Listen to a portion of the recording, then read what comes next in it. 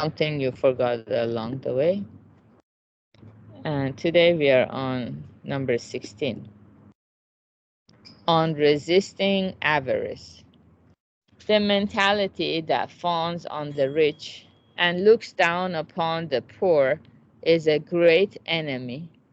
Write a note of thanks to someone who sends you a case of fruit, but take even greater care to write to someone who gives you a single persimmon. Okay, let's read it again. On resisting avarice. The mentality that fawns on the rich and looks down upon the poor is a great enemy. Write a note of thanks to someone who sends you a case of fruit, but take even greater care to write to someone who gives you a single persimmon. Okay, very good. So, yeah, it's telling us to resist avarice or greed. So Buddha teaches us that all human beings are made of desires. And when we don't have mindfulness of our desires, so at the bottom of desires, we see something called greed or avarice, which is I want more and more and more. It's never enough.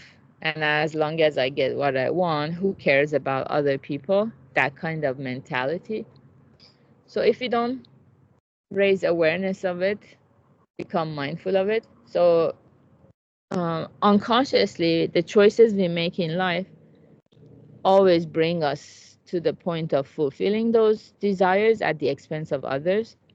And one way to resist that or go upstream if we want to find happiness that doesn't abandon us, so we want to fight with our ego or resist it, it's a part of the process.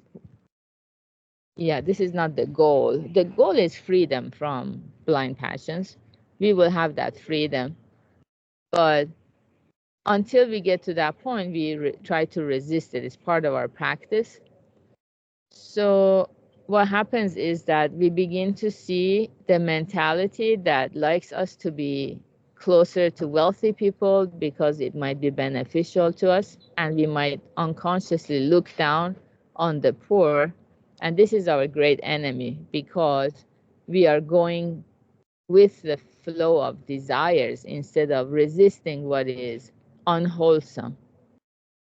Yeah, if we want wholesome happiness, or if we want to find our whole authentic self, we need to be truthful.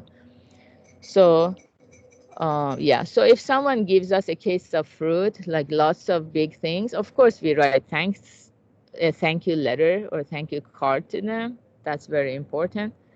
But when we receive a single persimmon or one single orange or a single lemon, something very looks very small, it's important to take even greater care to write to them too, or actually write even, more elaborately, because then you're resisting your avarice. You come to see your authentic self that liberates you from all these passions that trouble and torment us usually, because it's a mind that is constantly calculating things, constantly making deliberations, and it makes us tired, exhausted, and just occupies a lot of our headspace. So if we resist avarice by following the teachings, the fact that we are here so early in the morning, that's also very, it's an indication of we are practicing what we teach, resisting avarice.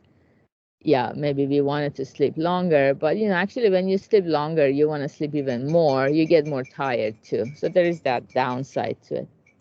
So good job, everyone, for being here so early. Have a beautiful Friday. We're going to have Purpose and Meaning Lab at 3 p.m. Pacific. And yeah, have a beautiful end of your week. Bye.